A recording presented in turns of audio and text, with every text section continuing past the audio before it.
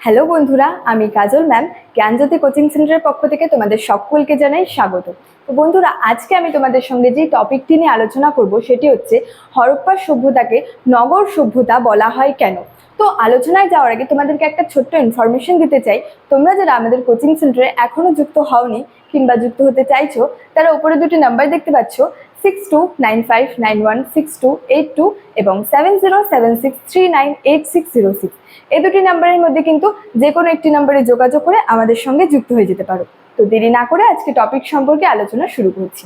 তো বললাম যে হরপ্পা সভ্যতাকে নগর সভ্যতা বলা হয় কেন। তো এই যে হরপ্পা সভ্যতা বিভিন্ন নগরকে কেন্দ্র করে কিন্তু গড়ে উঠেছিল। এই নগরগুলির মধ্যে ছিল হচ্ছে হরপ্পা, মহেঞ্জোদারো, ধোলাবিরা, লোথাল, কালীবঙ্গান প্রভৃতি নগরকে কিন্তু কেন্দ্র করে এই হরপ্পা সভ্যতা গড়ে উঠেছিল। তো এই নগর প্রভৃতি যে নগরগুলিকে কেন্দ্র করে গড়ে উঠেছিল বলে কিন্তু অনেকে একে কিন্তু যে নগর কেন্দ্রিক সভ্যতা কিন্তু বলেছেন। মানে এই যে কালীবঙ্গান, ধোলাবিরা, হরপ্পা, মহেঞ্জোদারো, লোথাল এই যে প্রভৃতি নগরগুলিকে কেন্দ্র করে যে গড়ে উঠেছিল, যে হরপ্পা সভ্যতা গড়ে উঠেছিল বলে কিন্তু অনেকে একে হচ্ছে যে নগর কেন্দ্রিক সভ্যতা কিন্তু বলেছে। এবং এখানে যে আবিষ্কৃত ধ্বংসাবশেষগুলি ছিল, এই ধ্বংসাবশেষ থেকে যে দেখা যায় যে সেখানে যে হরপ্পায় যে উন্নত এবং যে সুপরিকল্পিত সেখানে যে নাগরিক জীবন ছিল, সেখানে যে স্বাস্থ্যসম্মত যে আবর্জনা কুণ্ড ছিল, সেখানে যে হচ্ছে পৌর যে সুযোগ সুবিধার যে ব্যবস্থা কিন্তু রয়েছে। এই পৌর সুযোগ সুবিধার ব্যবস্থা বলতে সেখানে যে পৌর শাসন ব্যবস্থা ছিল, এই পৌর শাসন ব্যবস্থা সেখানে যে আবিষ্কৃত ধ্বংসাবশেষ থেকে কিন্তু দেখা যায় আর কি।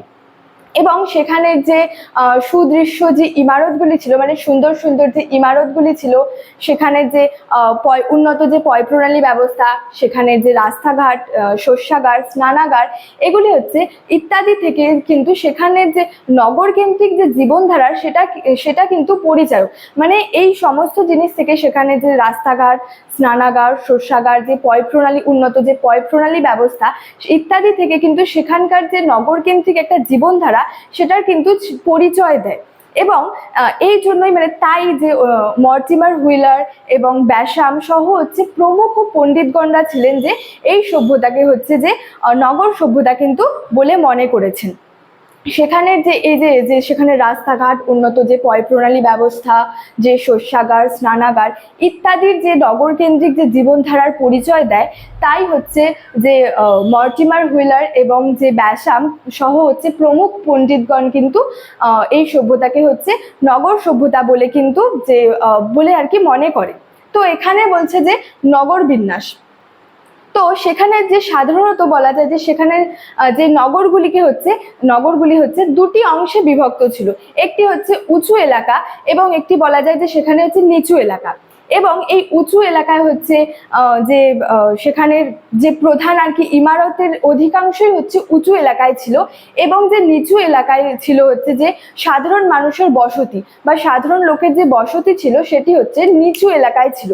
মানে এই যে নগর বিন্যাসের কথা যদি বলি, এখানে যে সাধারণভাবে নগরগুলি হচ্ছে দুটি অংশে বিভক্ত ছিল, একটি হচ্ছে উঁচু এলাকা এবং একটি হচ্ছে নিচু এলাকা। তো এই উঁচু এলাকায় যে প্রধান ইমারতের অধিকাংশই উঁচু এলাকায় ছিল এবং যে নিচু এলাকায় হচ্ছে সাধারণ মানুষের হচ্ছে বসতি ছিল। আচ্ছা, তো হরপ্পার যে এই যে আবিষ্কৃত যে ধ্বংসাবশেষের থেকে কিন্তু সেখানকার যে একটা নগর পরিকল্পনার কিন্তু ধাপ স্পষ্ট ছিল। এবং বলা যায় যে সেখানের যে নাগরিক জীবনের যে সুখ স্বাচ্ছন্দ্য প্রভৃতি হচ্ছে সব দিক থেকে লক্ষ্য রেখে কিন্তু এই সভ্যতাকে হচ্ছে নগর কেন্দ্রিক সভ্যতা কিন্তু বলা হয়। তো স্টুডেন্ট, এই ছিল আজকে আমার আলোচ্য বিষয়। তো ভিডিওটি তোমাদের কেমন লাগলো আমাকে অবশ্যই কমেন্ট করে জানিও, এবং ভিডিওটি ভালো লাগলে বন্ধুদের সঙ্গে কিন্তু শেয়ার করতে ভুলবে না। দেখা হচ্ছে তোমাদের সঙ্গে পরবর্তী ভিডিওতে। ততক্ষণের জন্য ভালো থেকো, সুস্থ থেকো। Thank you so much. Thanks for watching.